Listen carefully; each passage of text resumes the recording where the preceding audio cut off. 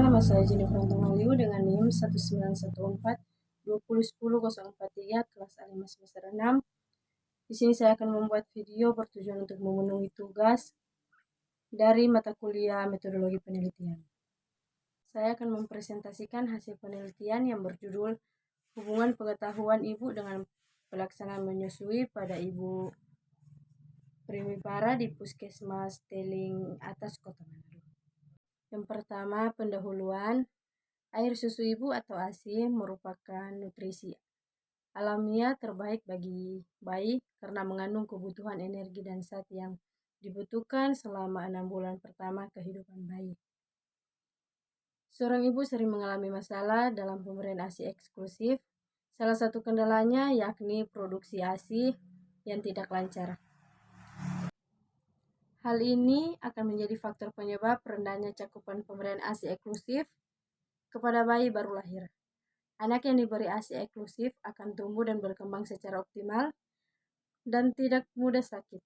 Kajian global The Lancet Breastfeeding Series 2016 telah membuktikan menyusui eksklusif menurunkan angka kematian karena infeksi sebanyak 88% pada bayi berusia kurang dari 3 bulan.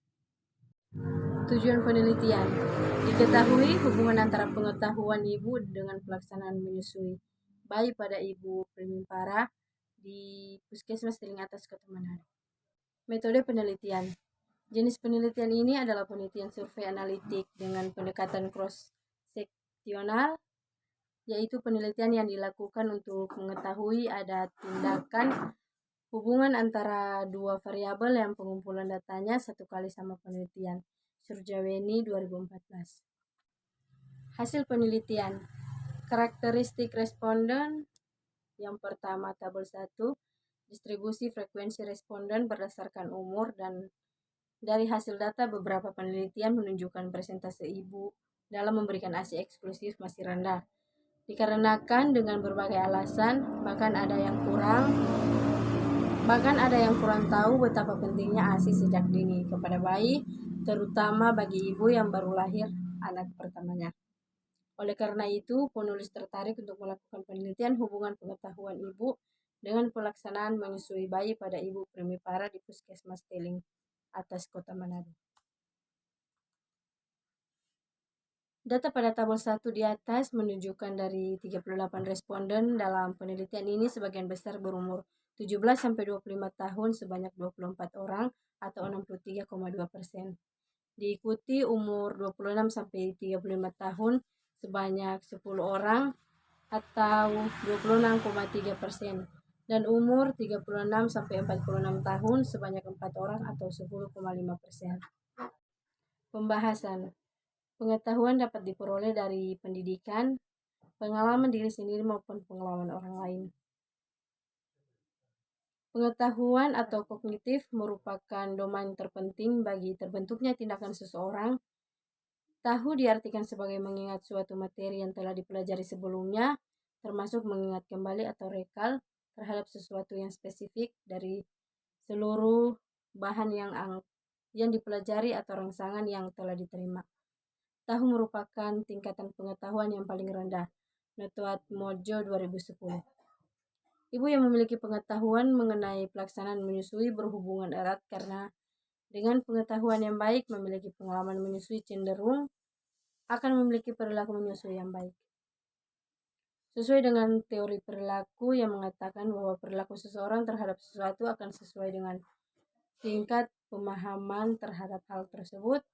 Ernilawati dan Sismanderi 2017. Menyusui merupakan proses pemberian susu kepada bayi atau anak kecil dengan air susu ibu atau ASI dari payudara ibu. Bayi menggunakan refleks menghisap untuk mendapatkan dan menelan air susu ibu. Proses menyusui akan berjalan lancar jika ibu memiliki keterampilan dalam menyusui sehingga ASI dapat mengalir dari payudara ibu ke bayi dengan efektif. Posisi dasar menyusui terdiri dari posisi badan ibu, posisi badan bayi, serta posisi mulut bayi dan payudara ibu. Posisi badan ibu saat menyusui dapat posisi duduk, posisi tidur terlentang, atau posisi tidur miring.